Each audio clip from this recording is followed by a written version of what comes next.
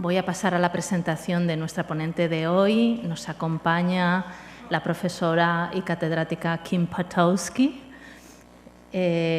Como os digo, es catedrática de Lingüística Hispánica en la Universidad de Illinois, en Chicago.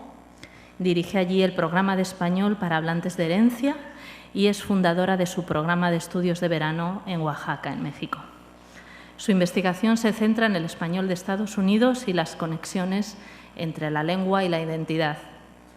Ha escrito y editado más de una docena de libros, entre ellos The Handbook of Spanish as a Heritage Language, Mexican, Spanish and Identity in Chicago, El español de los Estados Unidos, Heritage Language Teaching, Research and Practice.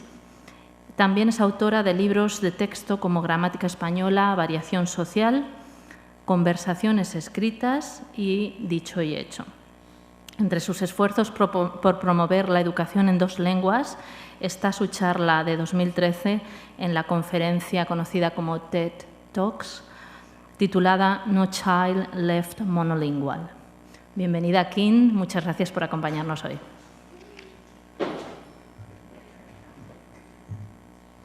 Gracias, Rebeca, y gracias a todos ustedes por estar aquí esta mañana. Y quisiera también agradecer al Instituto Cervantes que me ha invitado aquí a compartir con ustedes. Me han pedido que hable sobre el futuro de la lengua española en Estados Unidos. Así que antes de sacar nuestra bola de cristal y poderlo analizar, creo que para entender bien el futuro de algo, hay que entender también el presente de ese algo, ¿no? Entonces me gustaría hablar un poco del hecho de que el idioma es inseparable de la gente que lo habla, es decir, los estadounidenses hispanos y hispanohablantes, porque vamos a ver que no todos los hispanos en mi país hablan español, ¿no? Vamos a ver en qué entorno están viviendo estos individuos y algunos rasgos lingüísticos del español que resultan, ¿no?, de esta convivencia, de esta situación un poco represiva que vive el español en mi país, para luego pasar a nuestra bola de cristal y ofrecerles algunas predicciones para el futuro. Bueno, ustedes sabrán de todos los países donde se habla español, Estados Unidos actualmente se encuentra en el lugar número 5, ¿verdad? Y aquí ustedes pueden ver de qué censos hemos sacado Ana María Escobar y yo estos datos. México ocupa el lugar número 1, creo que nadie jamás va a alcanzar México, ¿verdad? Luego sigue Colombia, España, Argentina, Estados Unidos. Ahora, de los 57 millones y medio de hispanos en mi país, no todos hablan español, ¿no? Verán que solo el 41 millones dicen hablar español en casa. Y aquí vengo a confesarles un error que salió impreso en el año 2015.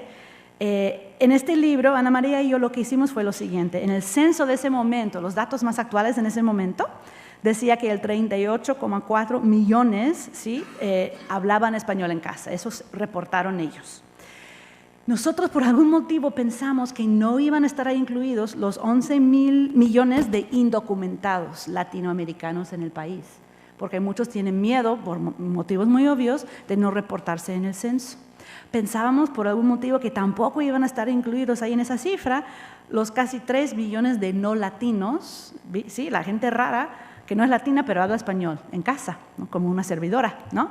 Entonces sumamos esos números, salimos con la cuenta de 48,6 millones y eso ubicaba a Estados Unidos en el lugar número 2. Entonces yo llevo desde este año gritando por ahí que Estados Unidos es el segundo país hispanohablante del planeta, quizás de la galaxia entera, no se sabe, pero bueno, entonces nos dimos cuenta de que todos estos hablantes ya venían incluidos en esa cifra. Entonces realmente yo creo que ocupamos el lugar número 5 y aquí que quede dicho y me voy con mucha tranquilidad y mucha paz de haber confesado aquí en el Cervantes el error de antes. Bueno, entonces este es el número más o menos, ¿sí?, de hablantes de español que tenemos en Estados Unidos, pero yo creo que aún así es importante notar que somos el 5º país hispanohablante, o sea que tú no eres México, Colombia, España, Argentina, tenemos más hispanohablantes que tú, ¿sí?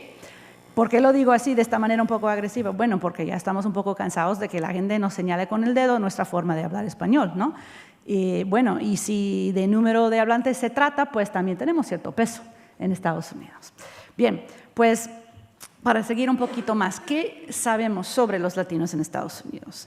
Ojo, los latinos no siempre son hispanohablantes. En esas gráficas que les muestro ahora, estoy hablando de latinos, no necesariamente de hispanohablantes. Bien, pues sabemos que son el 17% del país en total. Sin embargo, de los niños, es decir, la gente que asiste a los colegios, las escuelas, ya es 1 de cada 4. 1 de cada 4 niños en mi país es de origen latino. Eso es muy importante. El lugar de nacimiento va cambiando. Antes era casi un mitad-mitad, ¿verdad? Los que nacían fuera y los que nacían en Estados Unidos.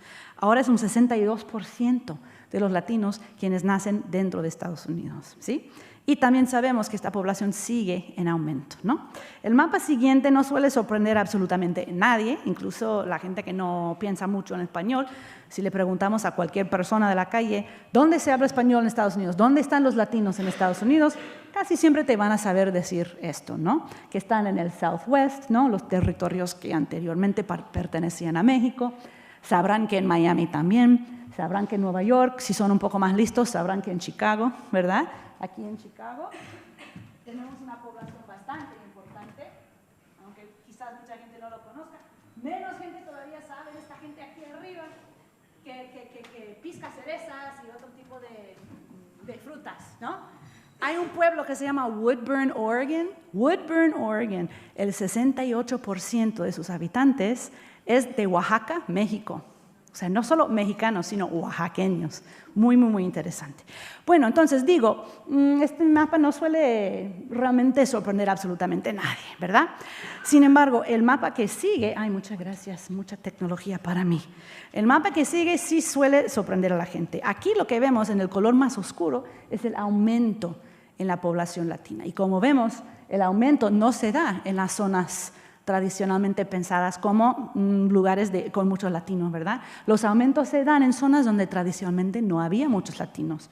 Toda esta zona por acá, ¿sí? Tenemos aulas de kinder con 25 niños mexicanos, no hablan ni pío de inglés, ¿verdad? Y no hay ni una sola maestra en todo el distrito escolar que hable español. Esto les ha llegado de la noche a la mañana. Tengo entendido que tiene que ver mucho con las empacadoras, la industria empacadora de carne, que es un trabajo muy pesado, muy peligroso, que nadie más quiere hacer. Entonces viene esta gente a este tipo de trabajos, también la cosecha, ¿no? de varios tipos de productos agrícolas, ¿no?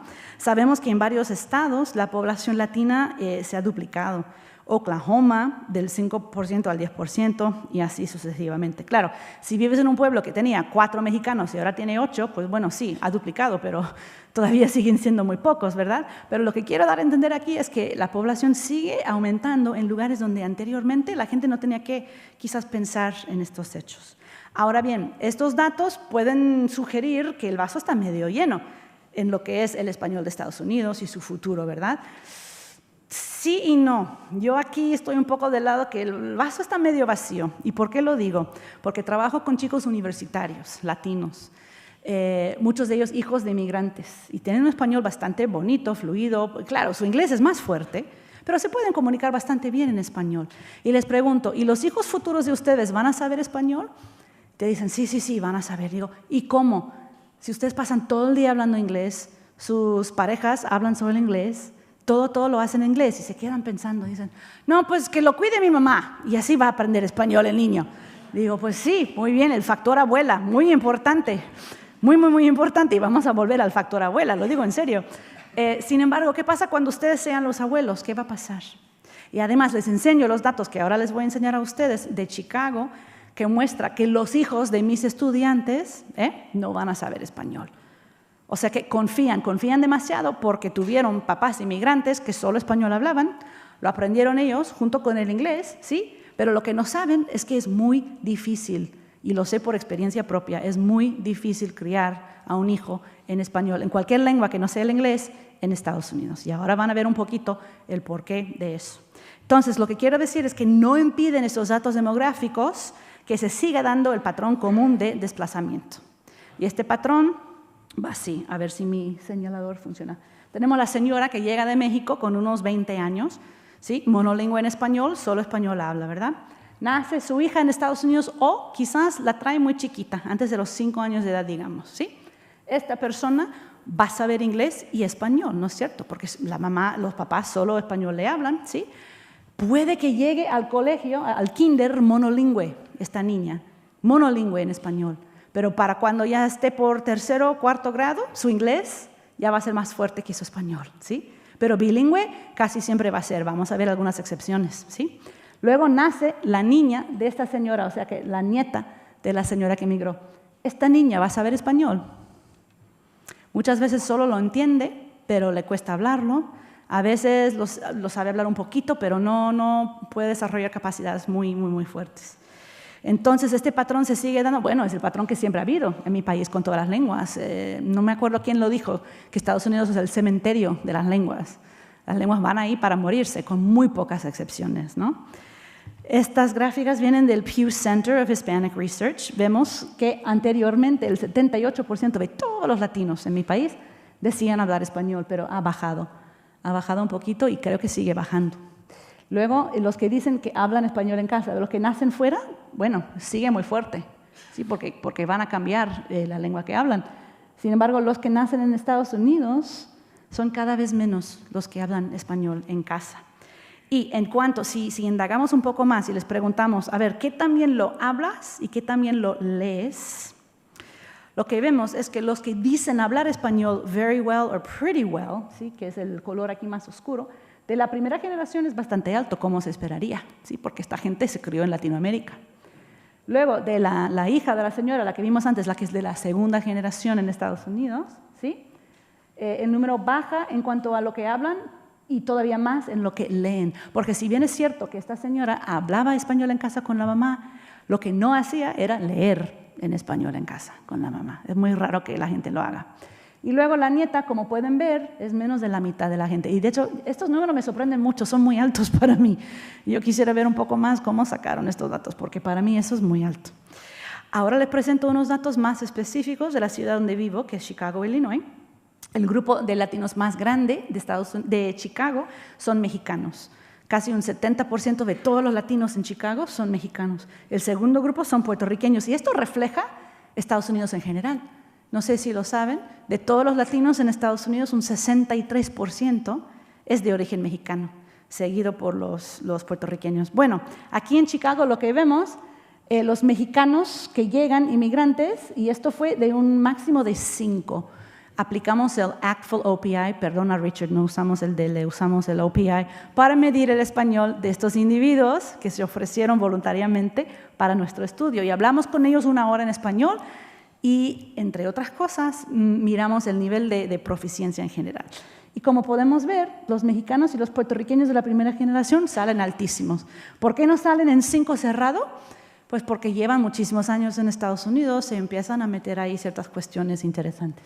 De los que nacen ahí, la segunda generación, vemos que los mexicanos suelen retener el español bastante más que los puertorriqueños. Y esto es muy interesante. Y luego, entre la tercera generación, pues lo que vemos es que va bajando todavía más. ¿Por qué los mexicanos retienen más español que los puertorriqueños? Muy interesante. Algunos pensarán, es porque en la isla, en Puerto Rico, se habla mucho inglés. Bueno, es cierto, se hablará un poco más inglés en Puerto Rico por ser colonia de Estados Unidos que en México. Pero esta gente que llega de Puerto Rico es monolingüe. El que digan sí, pero en vez de cierre, no quiere decir que sean bilingües, ¿sí? Lo que pasa es que muchos puertorriqueños en Estados Unidos conviven con afroamericanos. Llegan a convivir en comunidades con bastante gente afroamericana, y de ahí tienen más contacto con el inglés. Los mexicanos suelen vivir en grupitos, en barrios, ¿sí? 103% mexicanos, o sea, solo mexicanos hay ahí, y se suele retener bastante más, ¿sí? Quiero también decirles que si esto es muy deprimente, ¿sí? Que los G3 hablan bastante menos español, les quiero decir que la realidad es bastante más deprimente de lo que les acabo de enseñar. ¿Por qué lo digo? Porque los datos de G3 de la tercera generación no son realmente muy fiables. ¿Por qué? Porque son los individuos que aceptaron hablar en español con nosotros. Son los individuos G3, los nietos de migrantes que dijeron, yo sí puedo hablar en español 1 hora con usted para su estudio. ¿Cuántos son los que dijeron, I can't do that, sorry? Right? Esa gente tendría quizás un 0/5 o un 1/5, ¿sí? En su nivel de español. Y si calculáramos, si incluyéramos en nuestro cálculo esta gente que tiene un nivel 0 o un nivel 1, sería todavía más bajo aún, ¿sí? El promedio de nivel de español de los de la G3. ¿Sí me explicó? Ok.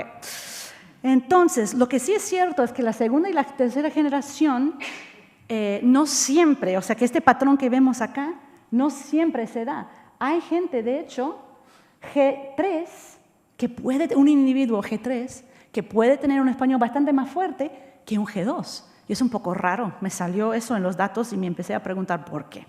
Bueno, puede tener que ver la edad de llegada, ¿sí? Si tú eres hijo de migrantes, te trajeron a los 3 añitos, ¿sí? Pero a tu hermano le trajeron a los 8, pues ¿quién va a tener un español más fuerte? El que llegó a los 8 años. Entre más añitos tienes, más fuerte va a ser tu español, ¿sí? ¿Qué más? El orden de nacimiento. Curioso este hecho. El primero, lo que encuentran los estudios es que el que primero o segundo nace suele tener un español bastante fuerte, ¿sí? ¿Por qué? Porque los papás son monolingües, se crían en una casa monolingüe, ¿sí? Muchos de ellos llegan al cole monolingües, ¿verdad? ¿Qué pasa con el niño 3, 4 o 5? Los hermanos mayores ya fueron al colegio, empezaron a aprender inglés, llegan a casa y hablan inglés con los chiquitos, ¿sí? O sea que no se crían en una casa monolingüe. Además, los padres, al llevar 10, 15 años en Estados Unidos, entienden más inglés. Puede ser que no lo hablen para nada, pero entienden más. Si el niño número 1 le llega a decir algo en inglés a la mamá, hasta un chancletazo le da. No te entiendo, háblame en español. Pero ya llega el tercero, el cuarto, además de estar muy cansada la mamá de tanto niño, pues también entiende más inglés y como que le permite hablar inglés en casa. O sea que es una diferencia muy grande. Otra cosa que encontramos, bueno, una estudiante de doctorado mía encontró que el primero y el segundo de los hijos suelen tener nombres muy ethnically marked, ¿sí? Rosario, Jesús, Guadalupe, ¿sí? Los niños 3, 4, 5, Brandon, Jonathan, Brittany. O sea que llega la aculturación, ¿sí? De las familias. Aquí viene el factor abuela que les mencioné antes, la presencia de parientes hispanohablantes. Si esta niña se cría con la abuela en casa, su español va a ser mucho más fuerte, porque lo más seguro es que van a ver novelas todas las noches. La edad de adquisición de inglés. Entre más tarde entre el inglés, más fuerte va a ser el español.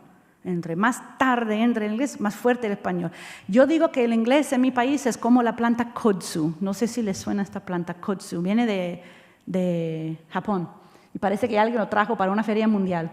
Y esta planta es como una plaga. Crece, casi lo ves crecer, lo rápido que crece, ¿sí? Y lo que hace es que crece tan rápido que bloquea el sol a todo lo demás que hay. El inglés es como la planta kudzu, ¿sí? Pero entre más tiempo tienes el español ahí protegido, un espacio protegido, sin el kudzu, sin el inglés, ya puede crecer y llega a cierta altura. Entonces, cuando ya llega el inglés, ¿sí? No sé si mi metáfora funciona, pero ya llegó a cierta altura que puede captar el sol, puede crecer más.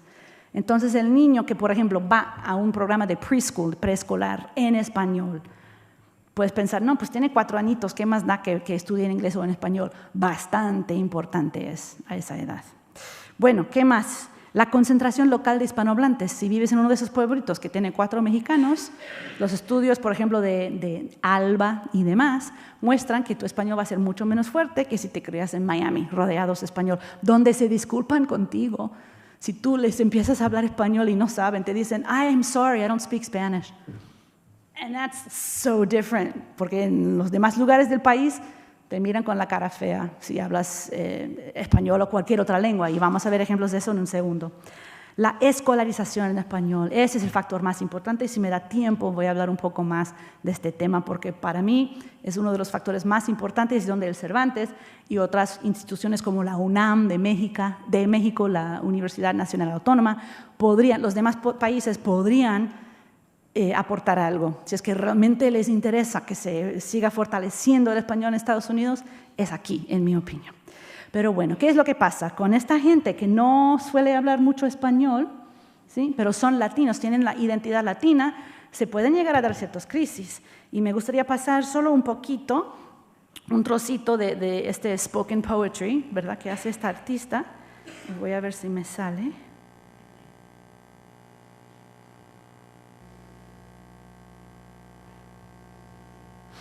If you ask me if I am fluent in Spanish, I will tell you my Spanish is an itchy phantom limb. It is reaching for words and only finding air. My Spanish is my third birthday party.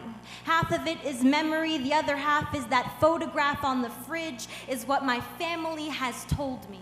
My Spanish is puzzle, left in the rain, too soggy to make its parts fit together to look just like the picture on the box. My Spanish is possessive adjectives. Bueno, les invito a que miren más la poesía de esta niña. También lo hace en español. Si buscan por YouTube, Melissa Lozada se llama, If You Ask Me About My Spanish. Cuando lo hace en español, lo tienen que leer, and it's super, super stilted. O sea, van a poder notar luego que she's not lying, que tiene el español muy limitado. Los temas que vemos ahí con esta muchacha y muchísima gente más, es la pérdida, tiene un sentido de pérdida ahí, de arrepentimiento y de ciertas privaciones. O sea, se pregunta ¿por qué? ¿Por qué el español mío es como un itchy phantom limb, no? No hay que descontar la influencia del bullying lingüístico que ocurre todos los días en Estados Unidos. Les voy a dar solo unos ejemplos. Tú puedes estar en un restaurante como IHOP, que es un lugar típico de estos muy familiar, donde vas a desayunar con tu familia. Y hay una familia salvadoreña ahí que está pagando para salir y esta señora se voltea, se siente en todo su derecho de decirle que vuelvan a su país, que no deben estar hablando español en público. Es cierto, le dijeron que volvieran a España. Go back to Spain. You know, just to see the level of ignorance here, go back to Spain. She's like, I'm Salvadoran. If you're going to insult me, at least be correct about your insults. Y claro, como toda la gente carga móvil ahora con la posibilidad de grabar, pues todas estas grabaciones salen hoy en día, o muchas de ellas, ¿no?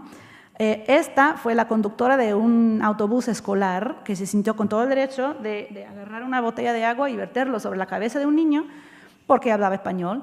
Y le dijo, we're in the United States, this is my bus, yo no te entiendo, you have to speak in English. Okay? Luego está el abogado, que en su página web, por cierto, dice que es multilingüe, habla muchas lenguas y con eso intenta atraer clientes. Baja a la cafetería de su edificio, ahí en Midtown Manhattan, donde va a estar Richard muy pronto. Si lo encuentras, me dices, porque tenemos que hablar con él, Richard. Y el señor dijo, se quejó aquí, sus trabajadores están hablando español con los clientes, deben hablar inglés. Y el empleado dice, pues a veces lo hacen. Todas las personas que aquí he escuchado, ¿no?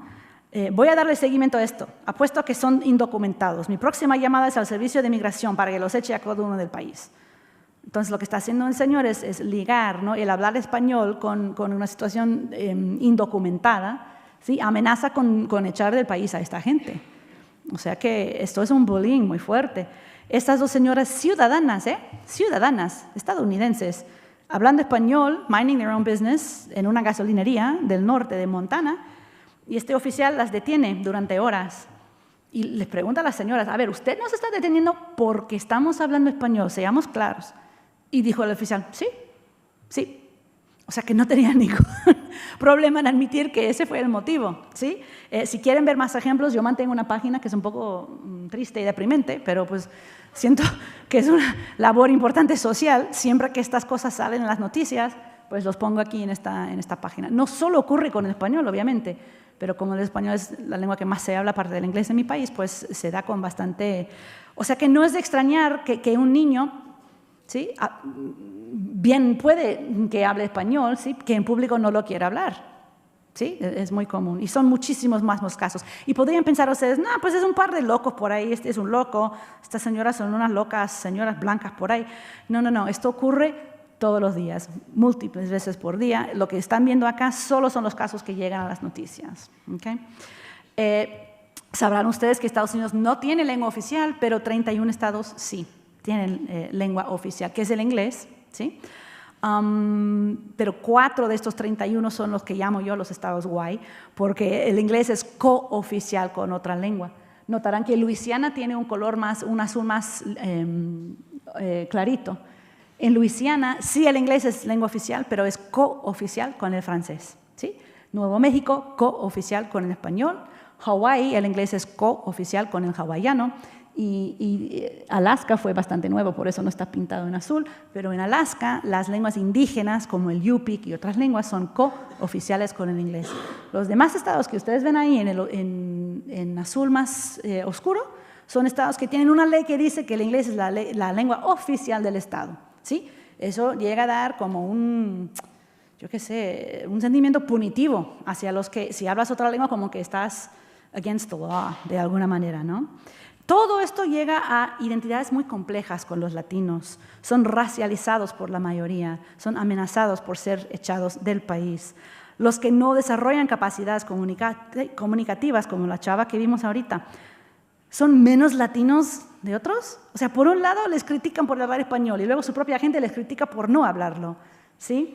Entonces les invito a que googleen "Do you have to be Spanish to speak Latino?" y salen un montón de videos muy, muy, muy interesantes sobre este tema, ¿no? Bueno, les prometí que iba a volver a este punto, que es la escolarización en español. A mi modo de ver, si realmente quisiéramos parar la fuga, digamos, del español que está ocurriendo en mi país, es aquí donde se tiene que hacer. Voy a dar un paso para atrás y explicarles un poquito qué es lo que pasa cuando un niño llega al colegio y ese niño no habla inglés todavía. Habla árabe, habla chino, habla coreano, habla español, habla polaco, lo que hable, ¿sí? Si el Estado determina que ese niño tiene un nivel de inglés que no es suficientemente fuerte para que tenga éxito en el salón normal, el salón regular de inglés, por ley federal, desde el 1975, la escuela tiene que darle algo de servicio a ese niño, algún tipo de programa de apoyo. Es ilegal tomar a ese niño polaco, chino, coreano, griego, lo que sea, ¡boom!, suerte, mijo, y echarlo ahí al salón regular. No, hay que darle cierto tipo de apoyo. Y son 3. No dijo el gobierno qué es lo que hay que hacer, solo dijo que hay que hacer algo, ¿sí? Y en estos años se han desarrollado 3 programas principales. El primero es un programa que solo se imparte en inglés, pero tiene un componente que se llama ESL, English as a Second Language, ¿sí? Donde se saca al niño del salón regular durante cierto periodo y se le imparte una clase particular que tiene como meta desarrollar su inglés, ¿no? El segundo tipo es educación bilingüe. Van a notar que tengo ahí mis comillas. Y voy a usar el español aquí en mi ejemplo, pero hagan de cuenta que puede ser cualquier lengua aquí, el gujarati, el polaco, lo que sea. En este programa, los niños reciben la mayor parte, el 75% de su instrucción en inglés, pero hay una partecita, un 25% más o menos, que se imparte en la lengua de casa. Pero ojo, solo se hace durante kinder, primero, segundo y tercero. That's it. Se espera que para el 3er grado este niño tenga un nivel de inglés que ya le permite funcionar en el salón regular y se le bota del programa, ¿sí? Entonces, ¿por qué pongo aquí las comillas? ¿Por qué digo que es bilingüe pero no es bilingüe? Porque de bilingüe no tiene nada este programa bilingüe. ¿Por qué lo digo? Porque ¿cuál es la meta? La meta es que el niño funcione en el salón regular de inglés. Una vez que se transicione, por cierto, estos programas se llaman TBE, Transitional Bilingual Education, transitional, la T, transicional, lo dice todo. ¿Cuál es la meta? Que se pase al salón regular de inglés. ¿Y qué le pasa con su español después? Con su coreano, con su chino, con su griego. A nadie le importa. A nadie le importa. Es como una planta que se deja de regar, no crece, se muere. ¿Okay? That's why I say de bilingüe no tiene nada, porque la meta no es bilingüismo. La meta es que pueda funcionar en inglés el niño. El tercer programa que tenemos se llama inmersión dual, ¿sí? En estos programas, la mitad o más del día se imparte en español. Mis hijos, de hecho, asisten a un programa donde el 80% del día, cuando están chiquitos, el 80% del día se imparte en español y luego va subiendo la proporción de inglés para que sea mitad-mitad, ¿sí? Y como notan, esto sigue hasta 8º grado y a veces todavía más. ¿Qué es lo que tienen los programas, además de interesante? No solo es para un niño como este, que se llama Joaquín. Estos son niños de verdad, son niños de mi hijo mayor, cuando estaban chiquitos. Ahora son grandes, peludos y apestosos, pero cuando estaban chiquitos, como este niño Joaquín, que llegó sin saber nada de inglés, o sea que estos programas son para este niño, pero también son para este güerito, este blanquito, que se llama Julian, ¿okay? Los papás de Julian solo hablan inglés, es una familia monolingüe, pero han decidido curar el monolingüismo de la familia. Sabrán ustedes que el 80% de Estados Unidos, el 80% dice solo hablar inglés, ¿sí? Entonces la familia, los papás de Julian han decidido, no queremos esperar a que Julian cumpla los 14 años para entrar a high school y meterse en una clase de Spanish as a Foreign Language, donde va a aprender yo voy, tú vas, ella va, y poco más. O sea, a pesar de todos los grandes avances de Cervantes y de otras instituciones, foreign language instruction in my country is terrible. Mucha gente, hay excepciones obviamente, pero mucha gente empieza muy tarde, empieza a los 14 años, ¿sí? Es poquito el tiempo que están expuestos, ¿sí? Y cuando pretenden que aprendas a raíz de yo voy, tú vas, ella va, y se dicta toda la clase en inglés, pues poco español vas a aprender. Entonces los papás de Julian dijeron, no, este niño con 5 años los vamos a meter en este programa, no va a entender nada, o sea que va a estar así, con solo español alrededor, pero ¿saben qué? Cuando este niño estaba en 5º grado, yo estaba ahí de voluntario en sus salones, que yo hago de voluntaria. Bueno, mis hijos lo llaman espiando, yo digo que estoy de voluntaria en los salones de ellos. Este niño tenía en su escritorio una copia de Harry Potter en español, en 5º grado. O sea, un niño que solo inglés habla en casa, o sea que estos programas son impresionantes. Y bueno, muchos distritos escolares han visto los resultados que les voy a enseñar en un momento, se quedan súper alucinados y dicen, queremos dual immersion, lo queremos tener. Pero muchas veces son los papás mexicanos los que se oponen, ¿sí? Entonces me invitan a los distritos escolares a dar esta charla. Bueno, a veces no me invitan, pero llego de todos modos, me cuelo ahí y les digo, a ver, papás, de estos 3 modelos, ¿cuál creen ustedes va a resultar en el nivel de inglés más fuerte para sus hijos? ¿Y cuál de los 3 modelos creen ustedes que casi siempre contestan estos papás inmigrantes mexicanos? 1, 2 o 3. 1, pues obvio, entre más inglés le hablan al niño, más inglés va a aprender el niño. Es un poco obvio eso. Y digo, bueno, sí, suena muy lógico, pero ¿es cierto? Es cierto eso. Les enseño unos datos de Houston. Quiero que se fijen, por favor, en la barrita azul, que es el transitional, el bilingüe que no es bilingüe, ¿sí? Luego quiero que se fijen, por favor, en las barritas amarillas, que son estos programas que les digo, los two-way immersion. No miren las barras rojas, no hable de eso. Hagan de cuenta que no está ahí. ¿Quién lee mejor en inglés en Houston? Aquí ven, 1º, 2º, 3º, 4º, 5º grado. ¿Qué barra está más alta? Les digo a los papás, ¿el amarillo o el azul? No, pues el amarillo. Ah, esto quiere decir que los niños que estudian entre el 50 y el 90% del día en español leen mejor en inglés. Explíqueme eso. Totalmente contraintuitivo, pero ahí están los datos. ¿Quién escribe mejor en inglés? Ah, también los niños que estudiaron la mitad o más del día en español. Matemáticas en inglés, el mismo patrón, ¿sí? ¿No quieren creer los datos de Houston? Muy bien, vámonos para Los Ángeles. Bueno, California. Lo que tenemos acá, siguieron a 3 grupos de niños, los que estaban en el English Only, el ESL Pullout, los que estaban en el bilingüe que no es bilingüe, y los que estaban en el Two-Way Immersion. Y vieron cómo habían salido en su examen estatal de inglés, en 11th grade. Aquí los niños de English Only, bajísimo. Y por cierto, tenemos un dropout rate, una tasa de deserción escolar altísima entre los latinos. Yo no digo que el idioma sea el factor principal, pero sí que es un factor. Aquí, los niños de bilingüe que no es bilingüe, ¿dónde creen ustedes que va a estar la barra amarilla? ¡Boom! Ahí está. Esto en inglés se llama a no-brainer. O sea, ¿por qué no vas a poner a tu hijo acá? ¿Sí? Entonces, ¿quieren que sus hijos aprendan inglés? Yo también, que estudien en español. Yo sé que suena un poco contraintuitivo. Esto también es cierto para los niños que tienen problemas de aprendizaje, problemas de logopedia, o sea, todo esto está comprobado y les puedo compartir este libro si tienen interés. O sea que a veces las respuestas sencillas pues no son correctas. Que entre más inglés le hablan al niño, más inglés va a aprender, pues no, parece no ser el caso, ¿sí? La respuesta correcta es un poco más compleja.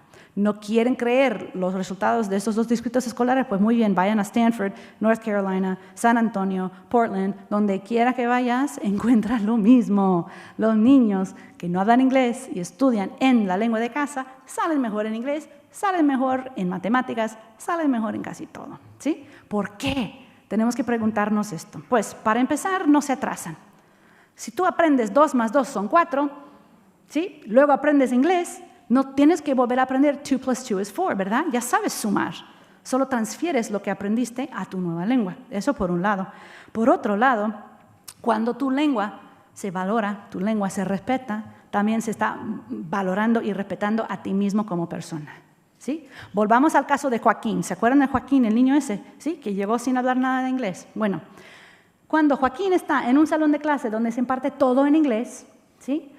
En estos programas de bilingüe que no son bilingües o los programas de ESL que son todavía peores, right?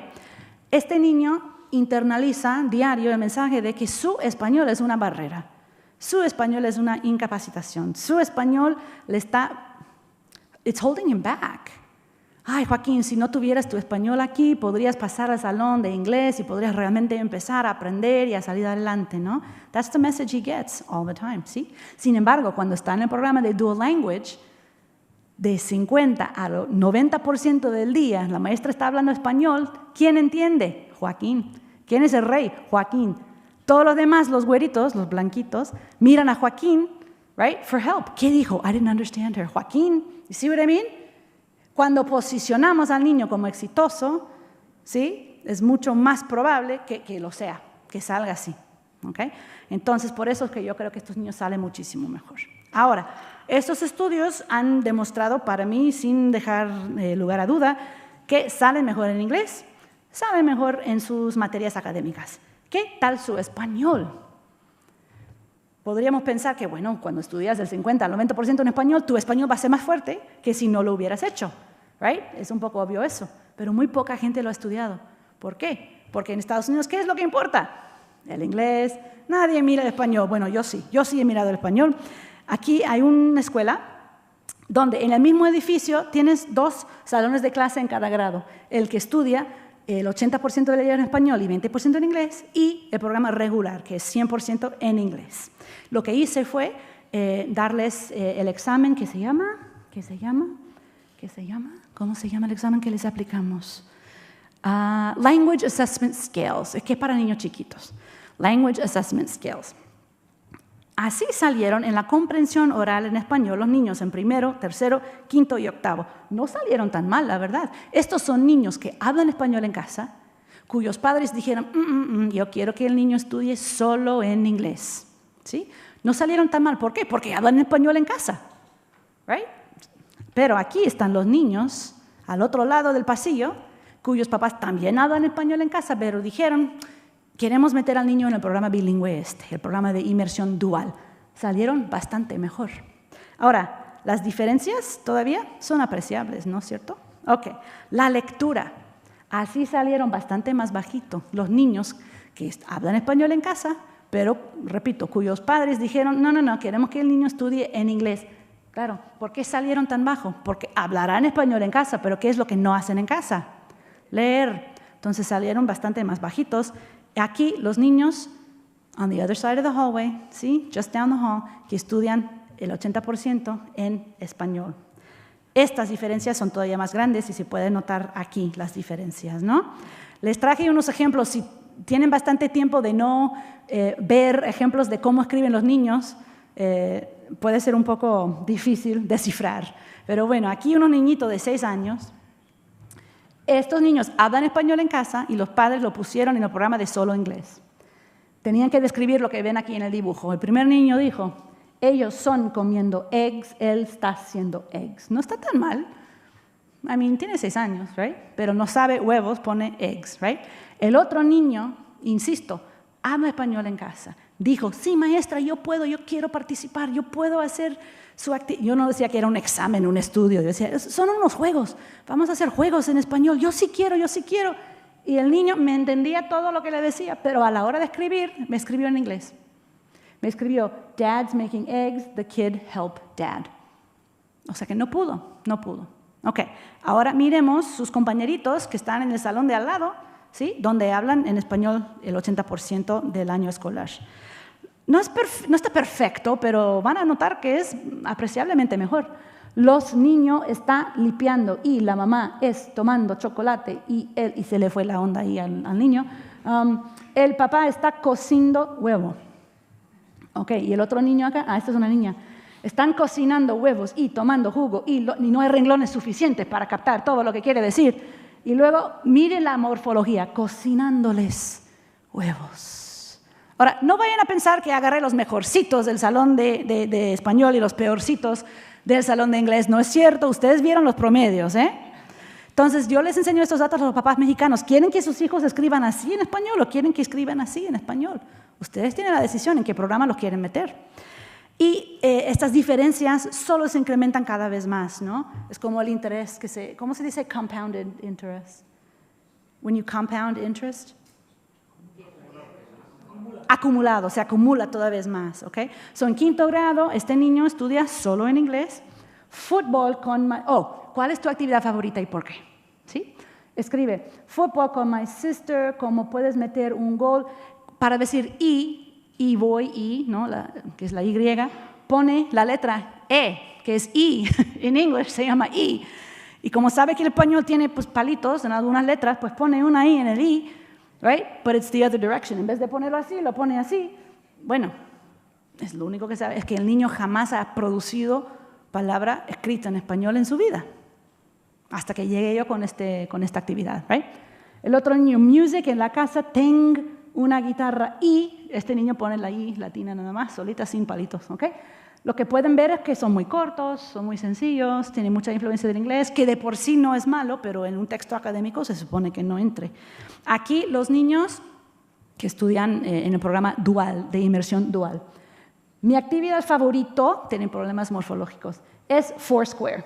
¿Juegan los niños al Foursquare aquí? ¿Sí conocen el Foursquare? Que son 4 cuadros y vas brincando. Bueno, a mí me cansa mucho. El primer razón por qué me gusta es porque hay mucho movimiento.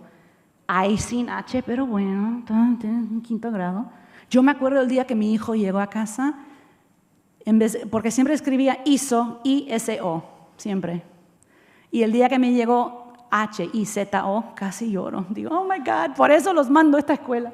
Pero bueno, a este niño todavía le falta aprender I con H. Mucho movimiento, te caes, te mueves de lado a lado, brincas demasiado y muchas cosas más. Mi segunda razón por qué me gusta Foursquare es porque Lo que pueden ver aquí, claro, cantidad no siempre quiere decir calidad, pero creo que estarían ustedes de acuerdo en que aquí hay más de las dos cosas, más cantidad y más calidad, comparando estos niños con estos, ¿sí? Claro, y la pregunta de los millones de dólares es el inglés. ¿Cómo sale el inglés? Bueno, lo que vimos en California, lo que vimos en Houston, ¿se acuerdan? El inglés estaba muchísimo superior. Yo no encontré eso. ¿Pero qué fue lo que encontré? Que tampoco está más bajo el inglés. No está más alto, pero no está más bajo. Ahí está la cuestión. O sea, el inglés de tu hijo no va a sufrir.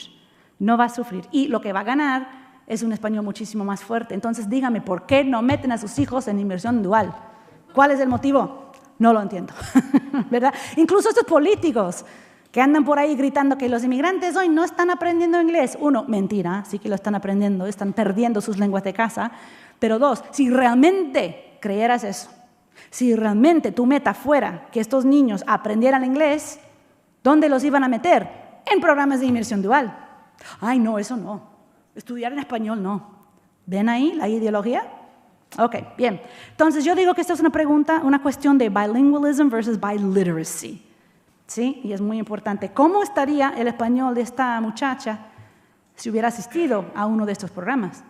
Nos lo tenemos que preguntar, ¿sí? Y estos blanquitos salen bastante bien, su inglés no sufre. Y este es un texto que produjo una niña que llegó al kinder sin hablar ni pío de español. Y mírenla en quinto grado. Mi actividad favorita es ir al parque. A mí me gusta ir al parque porque puedo correr libre en el parque. Me gusta acostarme en la hierba verde. También me gusta correr a las 4 esquinas del parque. Cuando hago estas cosas me hacen sentir libre. Y sigue. Y al final dice que puedes ir upside down. Upside down, ¿ven? O sea que, imagínense, esta niña, si no va a esta escuela, ¿qué va a poder producir en español escrito en quinto grado? 0, nada, absolutamente nada, ¿sí? Bueno, ok, solo tengo 10 minutos. Quería hablarles un poquito, les dije que aparte del entorno en el que se crían los hispanohablantes en mi país, podemos hablar de los rasgos lingüísticos. Si queremos hacer predicciones para el futuro de español en mi país, tenemos que ver lo que es no solo la gente que lo habla, sino también la lengua en sí, ¿okay? Tenemos el desarrollo divergente, el contacto con el inglés y el contacto entre dialectos del español. El desarrollo divergente lo describe Carmen Silva Corbalán como la influencia indirecta.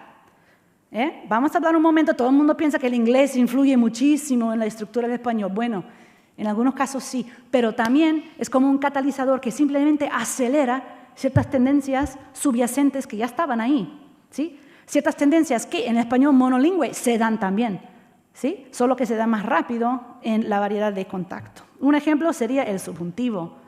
¿sí? Hay mucha gente en Estados Unidos que diría, por ejemplo, déjalo ahí hasta que se cae, en vez de hasta que se caiga. O quizás viene, que es el uso opcional, ¿no? Pues lo que vemos es que en el contexto obligatorio va bajando el uso del subjuntivo. No puedes decir que es la influencia directa del inglés. El inglés no tiene subjuntivo. ¿Okay? Lo que es el contacto, estar en contacto hace que se pierda, ¿sí? El subjuntivo. A lo mejor es Carmen Silva Corbalán interviniendo aquí. Donde sí hay influencia directa del inglés es, por ejemplo, la falta de artículos definidos, el gerundio en lugar del infinitivo, decir cosas como tenía una herida en su mano, ¿verdad? Estos casos sí se podrían decir que se deben directamente al inglés. También tenemos el cambio de códigos, pero estos ejemplos nos dan a entender que no es al azar el cambio de códigos. Puedes decir, nos vemos a las 10, right? I love your shoes, ¿dónde los compraste? No estudiaron, so they failed the test. Lo que no oyes jamás es Juan está bailando con su mamá, el número 3, ni oyes el número 5, Andrea was mad, so she salió, ¿verdad?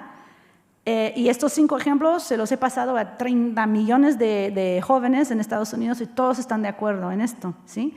¿Por qué ciertos ejemplos suenan mal? Porque violan las restricciones sintácticas del cambio de códigos. Como todo fenómeno lingüístico, sigue reglas, no es al azar. Es muy importante que lo entiendan, ¿no?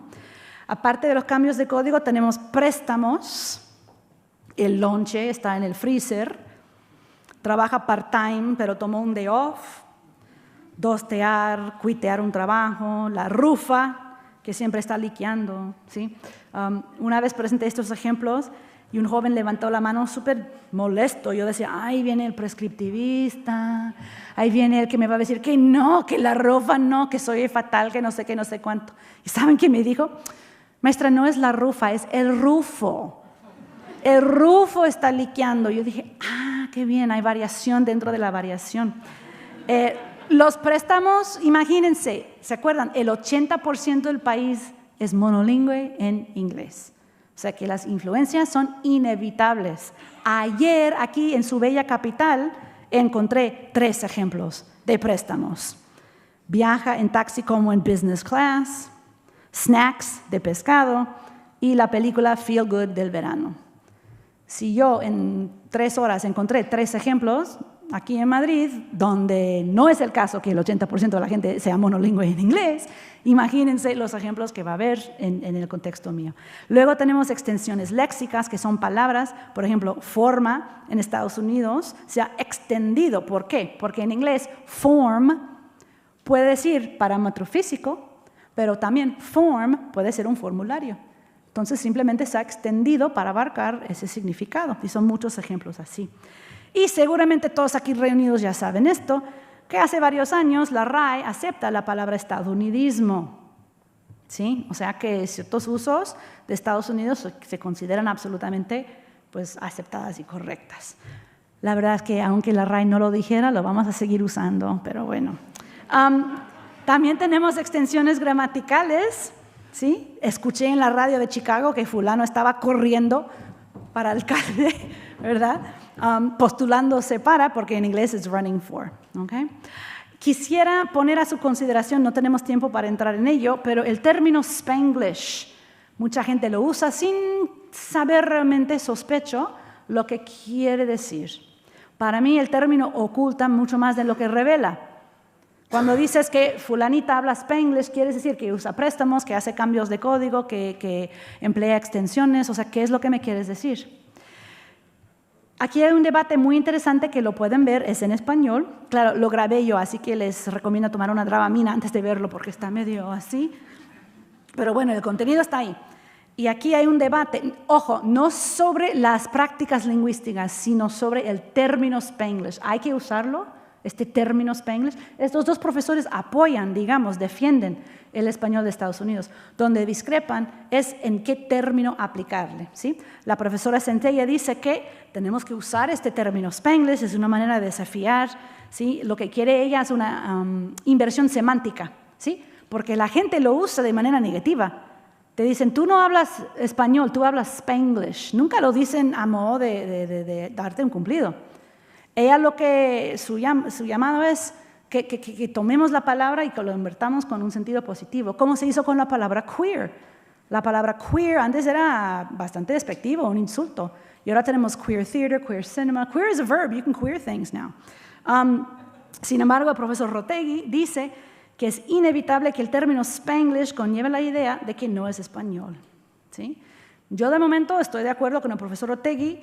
Todos mis estudiantes en Chicago están de acuerdo con la profesora Centella, así que creo que tengo yo la batalla perdida, pero bueno, dejo a su criterio qué palabra van a usar o dejar de usar, pero que lo hagan sabiendo, ¿verdad?, un poco sobre el debate. Bueno, también tenemos contacto entre dialectos del español. Ya les mencioné antes que los mexicanos forman el 63% de los latinos en mi país, seguidos por los puertorriqueños y, noticia, los salvadoreños han pasado a los cubanos ahora. Los salvadoreños forman el grupo número 3 en cuanto a los orígenes del español. Hay muchísimos estudios lingüísticos que ven qué es lo que pasa si estás en Houston, que es una ciudad muy mexicana, pero también hay un número importante de salvadoreños.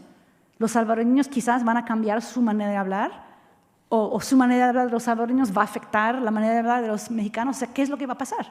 ¿No? Entonces les recomiendo que consulten estos estudios. Les digo muy rápido que hice yo una actividad de identificación léxica en Chicago con puertorriqueños y mexicanos. Ustedes verán que tienen palabras diferentes estos dos grupos. Y lo que vi es que los puertorriqueños empiezan a perder su vocabulario nativo y lo sustituyen con la variante mexicana. Tiene sentido porque están rodeados por mexicanos, ¿sí? Entonces, esto es una manera de estudiar. Ojo, su fonología no cambia para nada. Los puertorriqueños que hablan así no cambian su manera de hablar para nada, a pesar de estar rodeados por mexicanos. Los mexicanos no cambian nada. ¿Para qué iban a cambiar algo si son la mayoría, verdad? Pero es interesante notar que el léxico sí cambia, se ve afectado por el contacto, la fonología no. La sintaxis tampoco. Los puertorriqueños siguen diciendo, ¿qué tú quieres? ¿Por qué tú me ves así?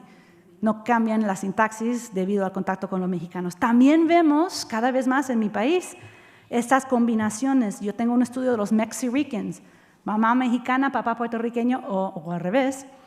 Y yo hice una búsqueda en Google y encontré Columbia-Ricans, Cubadorians, Dominicans, Guatexicans, etcétera, etcétera, etcétera. O sea que se podría llamar esto contacto de dialectos intrafamiliar, ¿no? Fascinante. ¿Cómo va a ser el español de un Mexican? Si tu mamá te habla como mexicano y tu papá te habla como boricua, tú sabes. O sea, ¿cómo va a salir el español del niño? ¿Sí? Si quieren saberlo, tienen que comprar mi libro para ver. Entonces, para concluir, las predicciones de la vitalidad lingüística del español en Estados Unidos. Bueno, ya les confesé, soy un poco el vaso está medio vacío. ¿Por qué? Porque tengo miedo. Tengo miedo. Si andamos por ahí diciendo que el vaso está muy lleno, que todo va muy bien, que llegan nuevos inmigrantes, que el español esto y lo otro, vamos a perder la batalla. Ya vimos que los números van bajando. Voy a concluir con esta información acá, que sale en el anuario del Cervantes, por cierto, ya muy pronto, creo que en octubre sale. Aquí tengo los datos del 2018, ¿sí? Bueno, ya dijimos, el 17% de la población nació, los nacidos en Estados Unidos, las generaciones, o sea que el 38% de los latinos son de G1, etcétera, etcétera. Digo aquí que no hay datos. Claro que hay gente de la cuarta generación, o sea que los bisnietos de los inmigrantes, claro que los hay, pero ¿qué es lo que pasa? En cuanto sigue aumentando la generación, el grupo generacional, cada vez menos se sienten identificados como latinos.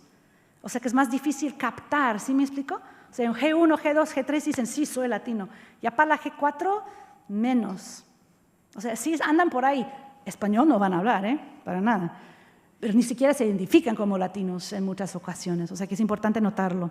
Bueno, en la segunda columna que les voy a revelar ahora, tengo mis predicciones para el año 2050. Y aquí están.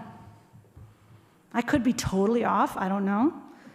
But this was what I did based on la información de la que disponía.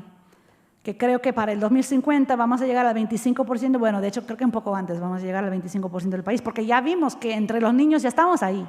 1 de cada 4 niños ya en este momento es latino, right? I think we're only going to have 20% G1s, En parte porque va a bajar la inmigración, pero en parte también porque crece la población que nace aquí, right?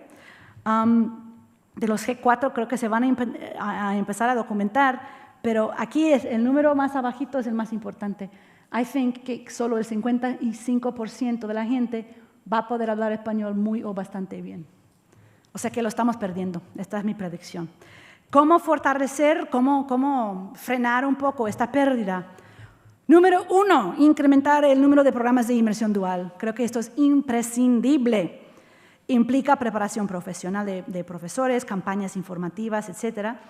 Esto, ojo, no solo promueve el mantenimiento del español entre familias latinas, además de aportarles un componente de justicia social importante, no tuve tiempo de hablar de eso, sino también que convierte a los niños anglófonos de familias monolingües en hispanohablantes bilingües, lo cual a su vez podría reducir el bullying lingüístico que vimos.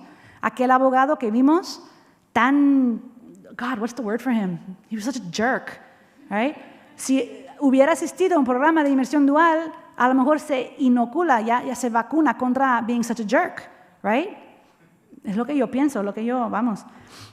Segundo, inversiones de instituciones de otros países hispanohablantes, like, I don't know, de Cervantes, maybe. Promover estancias al extranjero, proporcionar clases de lengua y literatura y otros temas de bajo costo, con la importante perspectiva de respetar la forma de hablar local. El Cervantes de Chicago es muy bueno en esto. Jamás que yo haya visto llega ahí para convertir a los hispanohablantes de Estados Unidos en hablantes del español madrileño. Jamás. Siempre que yo he visto, respetan la forma de hablar local y eso está muy bien. También tenemos que surtir bibliotecas públicas de libros en español, noches de lectura, espectáculos con títeres, lo que sea, promover el español en Estados Unidos. Por último, tenemos que, creo yo, esto es un muy lejano tercer lugar, incrementar la presencia de latinos hispanohablantes en programas de televisión. Ahora con Netflix tenemos todavía más cosas, pero cuando lo único que pasan por las noches en los canales son telenovelas tradicionales o contenido hecho para un público dominante en español, se pierde una oportunidad de acercarse al público joven y bilingüe. Entonces, a mí me gustaría ver programación en español o bilingüe hecha en Estados Unidos. Creo que esto iría bastante lejos en promover el estatus, ¿no? Y el uso de la lengua. Y creo que hasta aquí llego. Muchísimas gracias.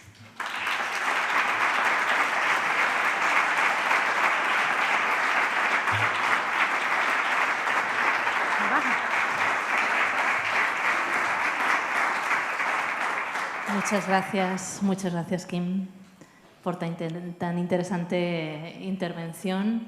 Seguramente que ha suscitado algunos comentarios o preguntas entre el público. Tenemos la primera, sí.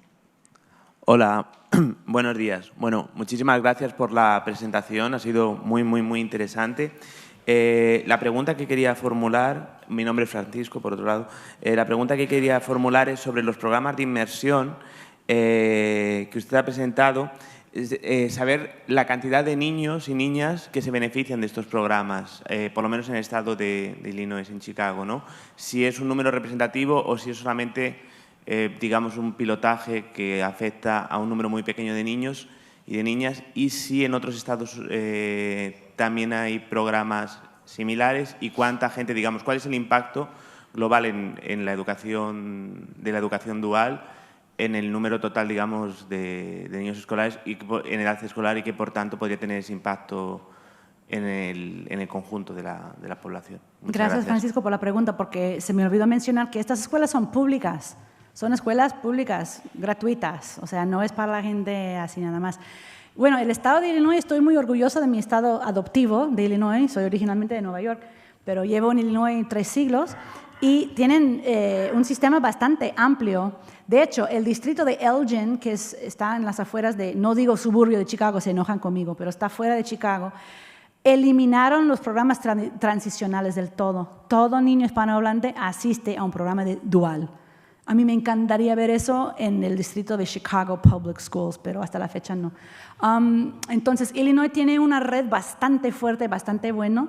De hecho, el 8 de junio, hace poquito, celebramos el primer summit estatal, ¿sí? Cumbre estatal de programas de inmersión dual. y es bastante fuerte ahí. Nueva York tiene un sistema muy fuerte, California y Texas también, pero hay otros estados. El problema es que no hay ninguna página web, ningún lugar donde puedas ir y ver dónde están todos los programas. Porque si bien tenemos un Department of Education federal, ¿sí? Realmente, a diferencia de España y otros lugares, la educación es estatal, se maneja de manera estatal. Tendría que ir uno a cada estado, a su Department of Education, y pedir datos de los Dual Immersion Programs para saberlo. No se sabe a ciencia cierta cuántos hay en el país, se estima entre 1,000 y 2,000, lo cual suena bonito, pero para nada da abasto para la población tan grande de latinos y, bueno, de todos los niños.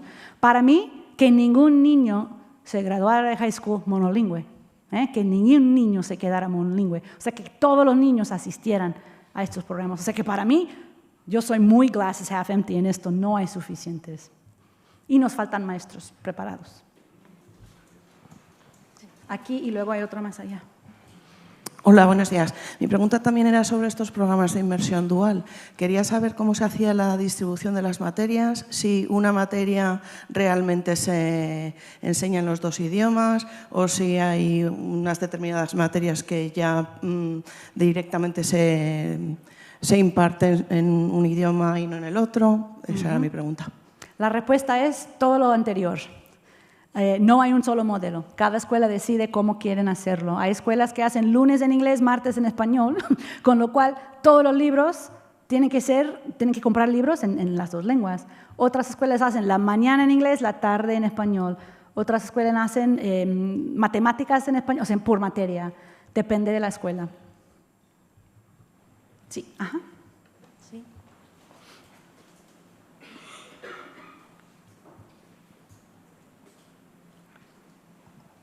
Hola, buenos días.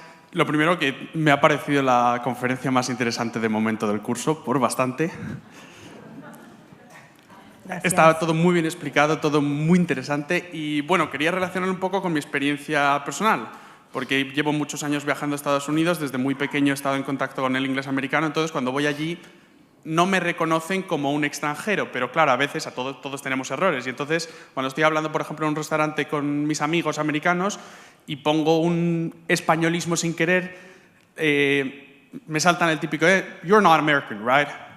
Y claro, les digo, I'm from Spain. Y luego muchas veces me sueltan el típico, oh, is that near Mexico? Right.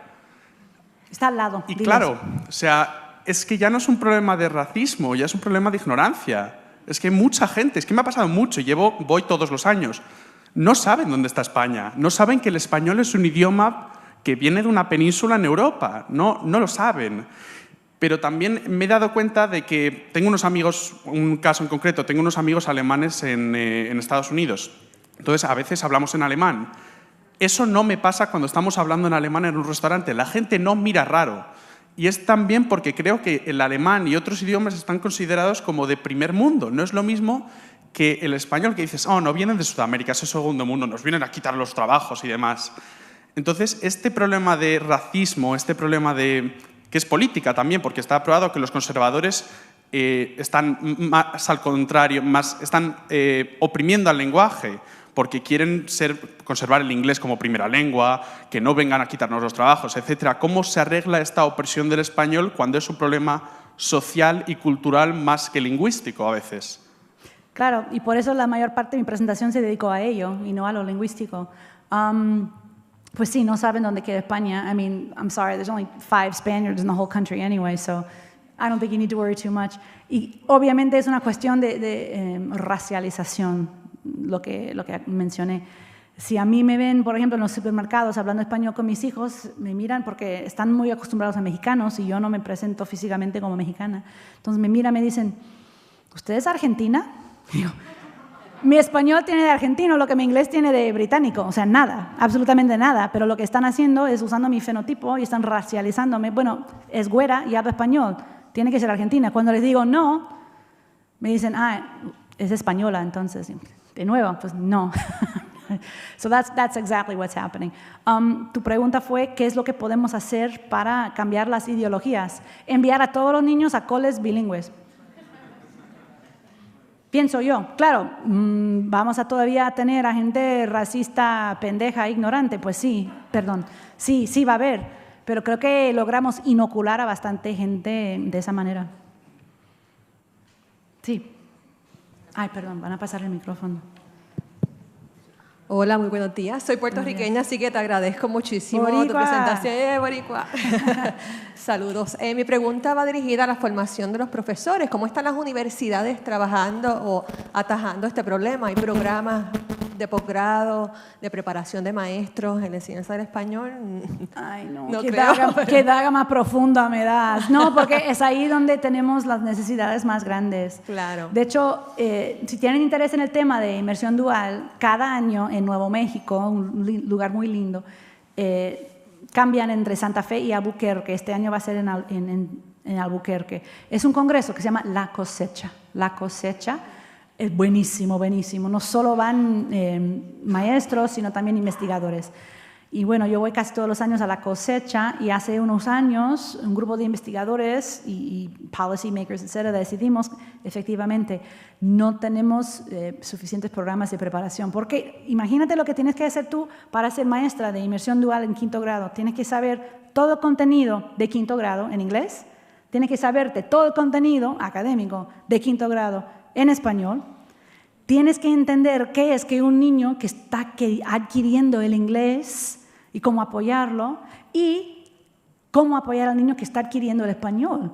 It's not enough to ser bilingüe y conocer el material. Tienes que entender qué es la adquisición, cómo se da, cómo apoyar al niño. O sea, para mí, wow, es impresionante, pero faltan programas. Entonces formamos un grupo, un consejo nacional, en el cual estamos intentando, pero es que claro, nos recortan los presupuestos escolares cada vez más. Incluso en Puerto Rico no lo hay tampoco, que podríamos pensar que lo habría, pero no. En TESOL sí, TESOL está muy bien. No, TESOL sí, because everybody needs English, claro. It's so important. Pero claro, tenemos que empezar a cambiar el chip un poquito. Sí. Gracias. Cuando a mí me pongan a cargo del Departamento Federal de Educación, no, just kidding.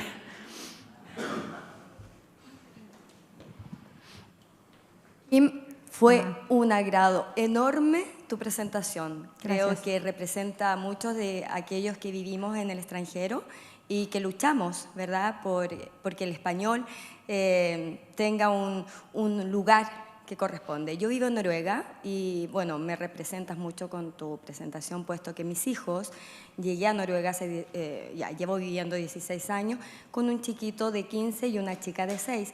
Yo a ellos no existía el español en la malla curricular, por lo tanto en casa era el idioma oficial.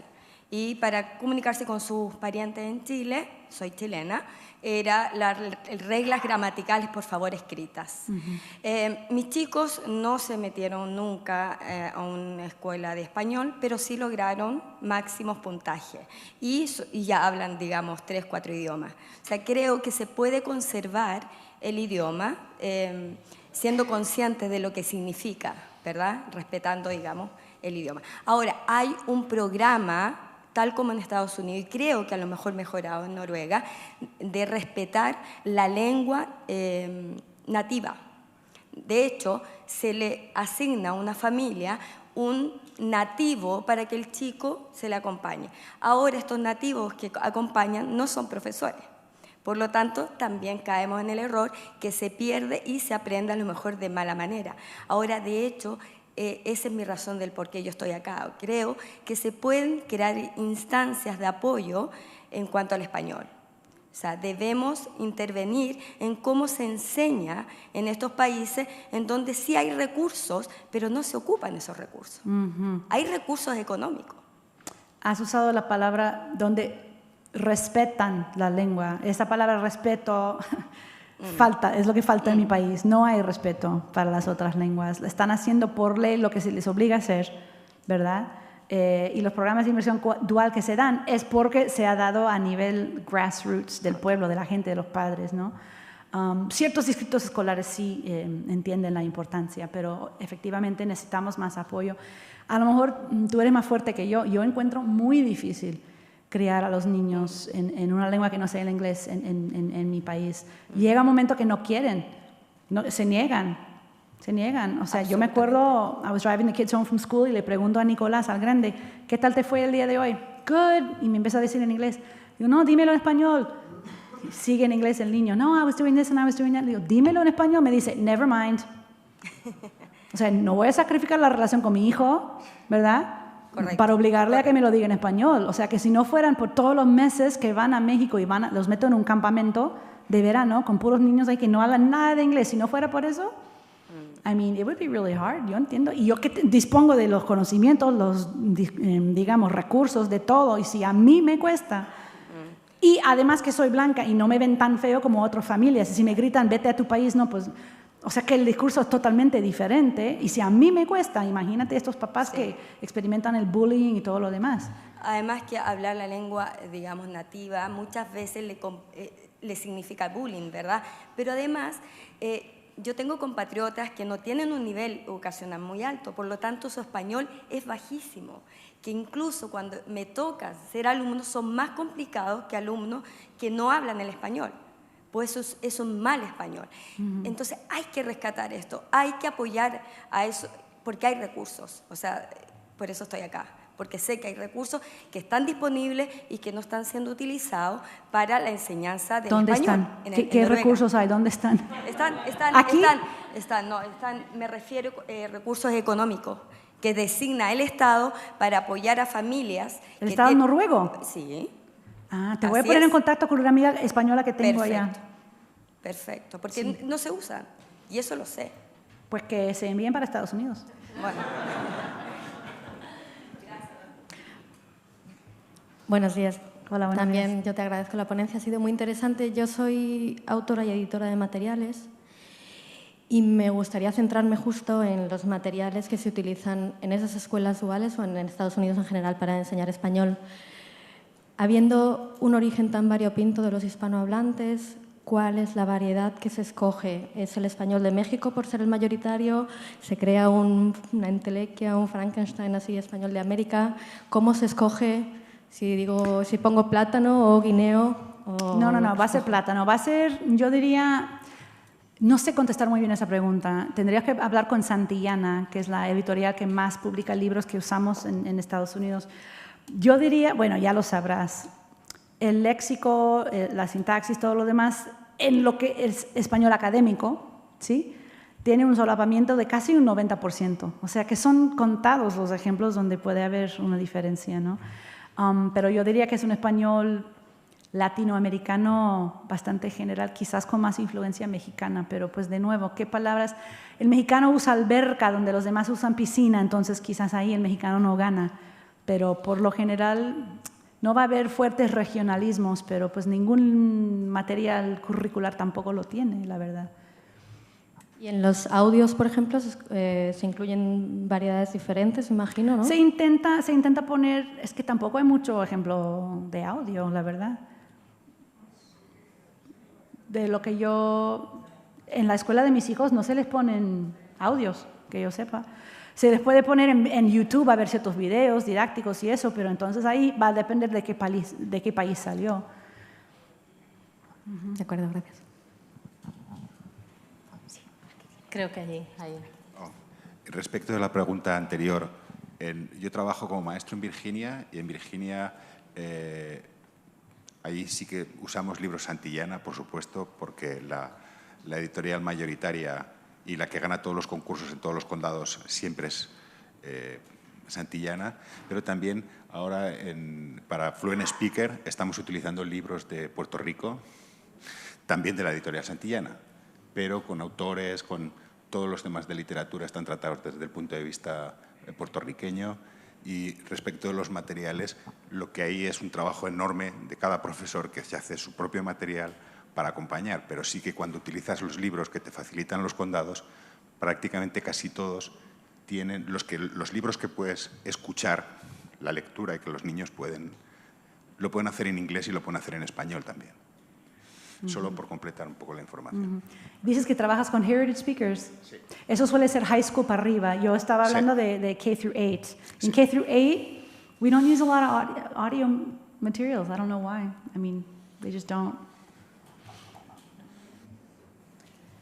Bueno, si os parece, tenemos pausa para el desayuno. Como hemos empezado un poquito más tarde por problemas técnicos, os propongo a todos, y dado que hoy también contamos con 15 minutos más de margen a la hora de la comida, os propongo a todos que nos planteemos 15 minutos de retraso con respecto al programa. O sea, tendríamos nuestros 30 minutos de desayuno para conversar aquí juntos ahora y retomar la siguiente ponencia de Fernando a las 11:30. Muchas gracias, Akin, de nuevo.